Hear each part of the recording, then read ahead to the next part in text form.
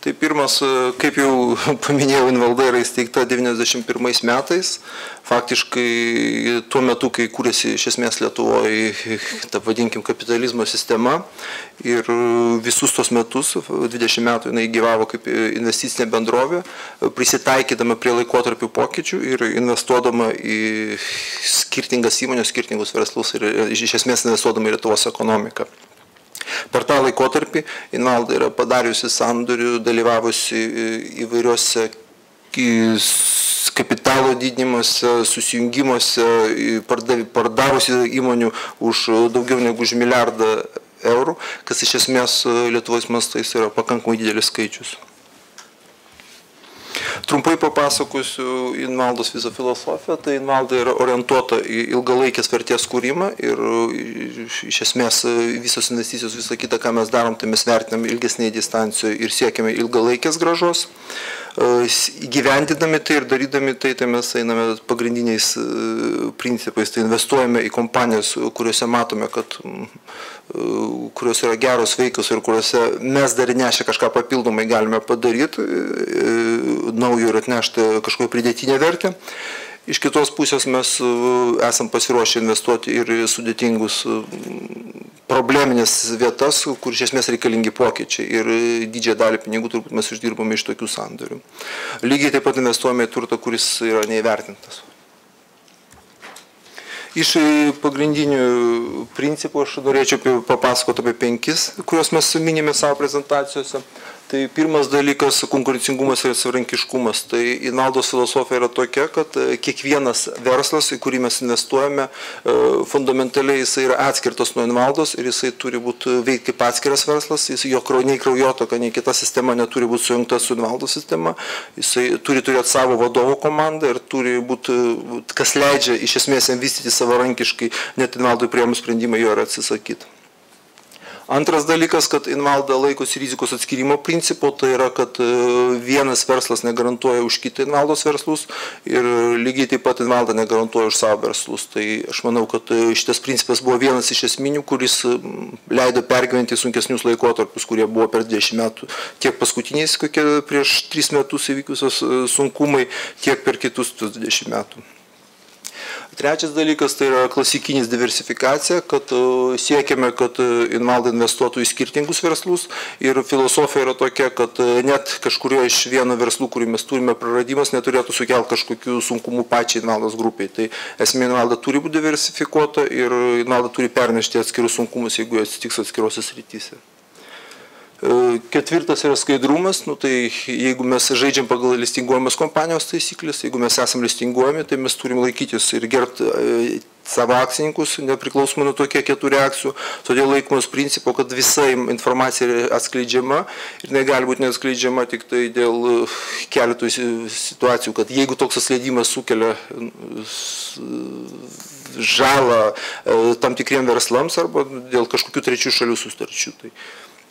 Ir paskutinis, tai laikomės politikos, kad žmonės, kurie dirba grupėje, žmonės, kurie dirba kompanijose, jie turi dedikuoti savo tą gyvenimo dalį ir tą gyvenimo laikotarpį tai kompanijai, kurie dirba ir jie neturi dalyvauti kitose konkurencinėse versluose. Tai iš esmės, kad siekiame taip, kad pagrindiniai žmonės būtų Invaldoj ir jie visą savo energiją, savo talentus, savo sugebėjimus atiduotų Invaldai.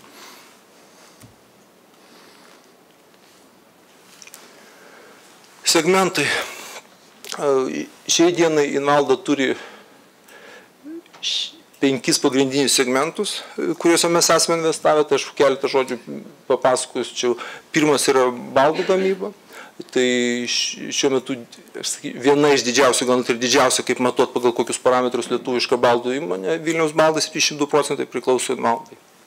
Sekantis yra nekilnojamas turtas, kuris yra labai nevienalytis, tai yra labai skirtingos kompanijos, tai yra nekilnojamo turto investicijos į ofisus, pastatus ir sandėlius, kurios generuoja srautą ir kurios neša, kurie yra išnuomoti.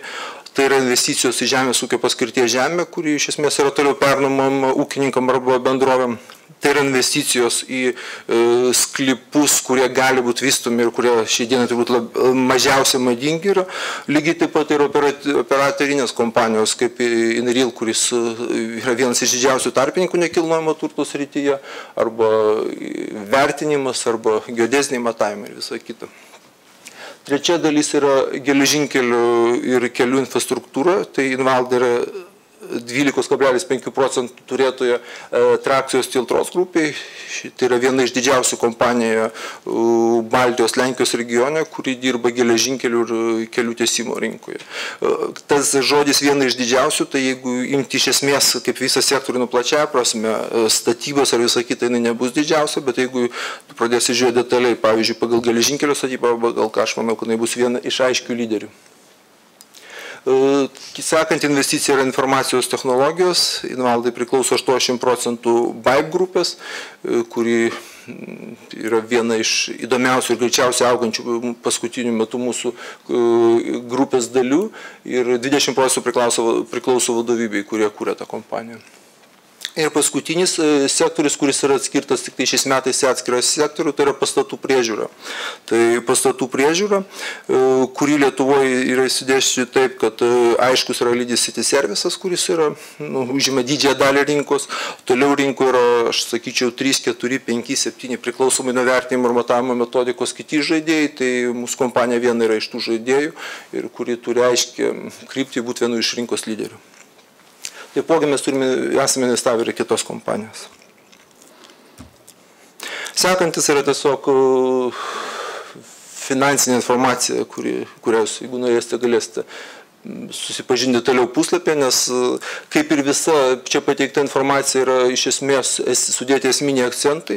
Jeigu jūs norite detaliau eiti pagal atskirius verslus ar kažkokius atskirius skaičius, jūs be jokios abejonės tai galite pamatyti mūsų interneto puslapyje. Lygiai taip pat, jeigu turėsite detalesnių ir kažkokių konkrečių klausimų, aš galėsiu atsakyti paskui pasibaigus prezentacijai. Šitas skaidrė parodo dabartinį Invaldos situaciją, ką mes turime šiai dienai. Tai aš pradėsiu. Vertinimo metodika yra sekanti, kad Vilniaus baldai ir trakcija Tiltra yra vertintos biržos kaina rugsėjo 30 dienos. Tai tokiu atveju Vilniaus baldų paketo vertė yra 21 milijonas, trakcijos Tiltros akcijų 303 milijonai. Nekilnojamas turtas įvertintas yra pagal balansinę, pagal realią vertę 2010 metų pabaigai. IT ir pastatų priežiūra yra įvertinta pagal investicijos dydį. Esminis akcentas, kurį aš jums norėjau atkreipti dėmesį, tai yra didžiausia blyno dalis, kuri faktiškai sudaro beveik apie pusę mūsų aktyvų. Tai yra pinigai, indėliai ir trumpalaikiai aktyvai, kuriais mes disponuojame šiai dienai. Antra dalis tai yra mūsų įsipareigojimai, tai jie susideda iš 3 dalių, tai yra atidėjimai, kuriuos mes pasidarėme 43 milijonai, jie yra susiję su galimais įsipareigojimais susijusiais su trakcijos Tiltros susijungimu. Antra dalis yra obligacijos, tai yra 33 milijonai, kurie priklausomai nuo obligacijų turėtų arba gali virsti įsipareigojimai ir būti išmokėti kitų metų Liepos 1 dieną, arba gali virsti Invaldos akcijomis, tai jūs matysite sekančiai skaidrį. Ir kita dalis yra visiškai simbolinė 5, tai yra čia operaciniai skaičiai. Tai jeigu mes žiūrėtume, kam tai priklauso, tai aš rodyčiau labai paprastai, kad kaip minėta buvo, mūsų kapitalizacija yra apie 100 milijonų eurų priklausomai nuo svyravimų, tai konkrečiai dienai buvo 347 milijonai litų ir kapitalas padalintas į 51,6 milijonus akcijų. Lygiai taip pat obligacijų savininkam priėmus sprendimą konvertuotis obligacijas į akcijas, tai turi teisę padaryti iki kitų metų Liepos 1 dienos ir efektyvi konvertacijos kaina bus, įskaičiavus palūkanus ir visus mokėjimus, bus 6,86, kapitalas augtų iki 57,5 milijonų litų. Tai trumpai aš papasakau situaciją, kurią mes turime dabar. Aš jums trumpai papasakau pagrindinius mūsų verslus, aš papasakau apie tas lėšas, kuriomis mes disponuojam, lygiai taip pat apie įsipareigojimų pusę.